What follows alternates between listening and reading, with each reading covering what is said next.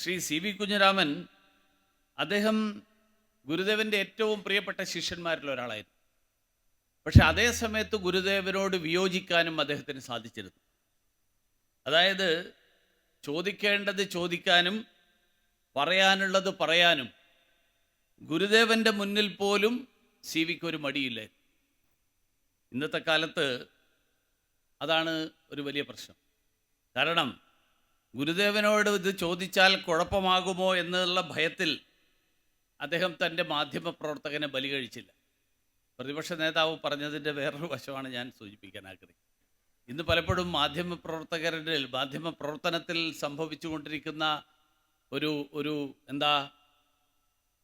വ്യതിയാനം എന്നുള്ളത്, ഇത് ചോദിച്ചാൽ അധികാരസ്ഥാനങ്ങളിൽ ഇരിക്കുന്ന ആളുകൾ എന്ത് കരുതും എന്നുള്ള സംശയത്തിൽ ആ ചോദ്യം തന്നെ വേണ്ട എന്ന് വെക്കുന്ന സ്ഥിതിയിലേക്ക് മാധ്യമപ്രവർത്തനം മാറുന്നുണ്ടോ എന്ന് വിലയിരുത്തേണ്ട ഒരു കാലഘട്ടമാണെന്നാണ് എനിക്ക് തോന്നുന്നത്.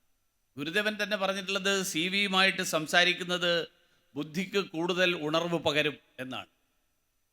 എന്ന് പറഞ്ഞാൽ ഗുരുദേവൻ എത്രമാത്രം സി വി കുഞ്ഞിരാമൻ അദ്ദേഹത്തെ വിലമതിച്ചിരുന്നു, അദ്ദേഹവുമായിട്ടുള്ള സംഭാഷണങ്ങളെ വിലമതിച്ചിരുന്നു, അദ്ദേഹവുമായിട്ടുള്ള ഇടപെടലിനെ വിലമതിച്ചിരുന്നു എന്നുള്ളത് മനസ്സിലാക്കാൻ ഗുരുദേവൻ്റെ ഈ വാക്കുകൾ തന്നെ മതി. അതേസമയം സി വി ഗുരുദേവൻ്റെ ചിന്തകളെയും വാക്കുകളെയും അക്ഷരാർത്ഥത്തിൽ സ്വന്തം ജീവിതത്തിൽ പ്രാവർത്തികമാക്കിയ ഒരു വ്യക്തി കൂടിയായിരുന്നു. ഗുരുദേവൻ്റെ ഈ ആ മാർഗദർശനമാണ് കൗമുദിക്കും സി വിക്കുമൊക്കെ സാമൂഹ്യ പരിഷ്കരണത്തിന് ആവശ്യമായിട്ടുള്ള ഇടപെടലിന് കരുത്ത് നൽകിയത്. ഇന്നും ഗുരുദർശനങ്ങളാണ് കൗമുദിയുടെ കരുത്ത്. അതുകൊണ്ടാണ് ഇവിടെ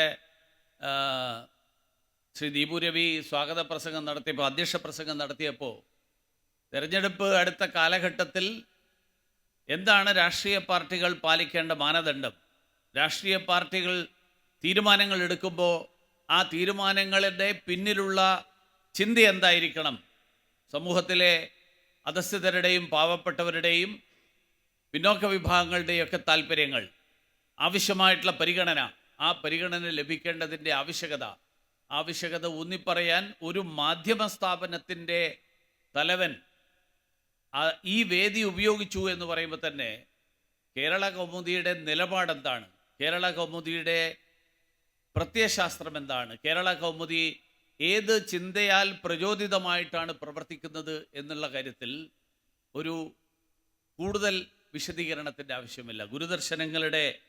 ഗുരുദർശനങ്ങളാണ് ഇന്നും കേരള കൗമുദിയുടെ യാത്രയിൽ വഴികാട്ടിയായിട്ട് പ്രവർത്തിക്കുന്നത് എന്നുള്ളത് ഏറ്റവും സന്തോഷകരമായിട്ടുള്ളൊരു കാര്യമാണ്.